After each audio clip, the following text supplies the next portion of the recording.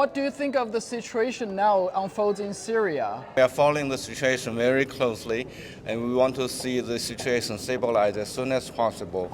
And we do hope that an inclusive political process can be initiated as soon as possible. And the factions and parties in Syria should take the interests of the people as their priority. Will the Security Council consider delist the terrorist group? We will try. I think it is important that we try our best to prevent a resurgence of the terrorist groups.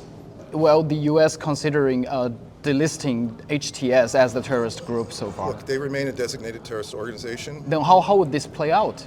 Well, let's let it play out and let's see.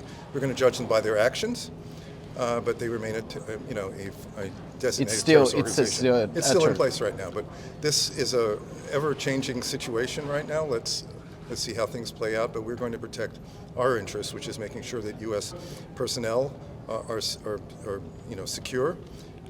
We will make sure that our friends and allies have the necessary security that they require, given the new circumstances, and we'll also be doing everything we can to avoid any kind of a humanitarian catastrophe taking place. So those are the three priorities. And all of these things require a lot of actors, so there's been a huge amount of diplomacy over the weekend with phone calls and meetings. My Prime Minister is on the way to the Middle East right now, and he'll be having talks with countries in the neighbourhood. So I think there's a lot of diplomacy going on. It needs to include the P5, it needs to include countries of the region, but ultimately it's about the Syrian people and getting behind them and their aspirations for a better future.